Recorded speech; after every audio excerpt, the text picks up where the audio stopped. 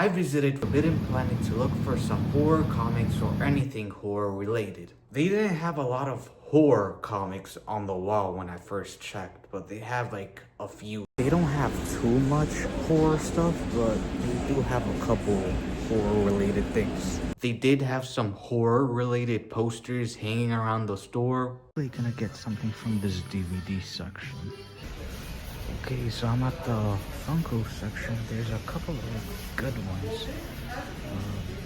They got Nosferatu over They there. Did have a good selection of horror Funko Pops, which was pretty cool.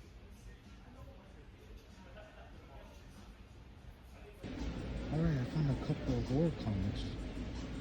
A very small section of movies on VHS.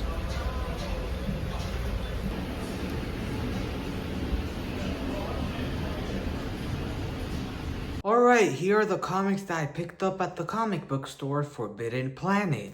First one is called Exquisite Corpse. The main reason why I picked this one up is because from the cover it looks like it takes place on Halloween. And Halloween is my favorite holiday. So yeah, I had to pick it up. And second one, this one's the thickest one out of the three.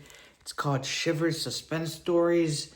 I think it's multiple stories in this one comic. I don't know, but from, suspense stories, I think it is.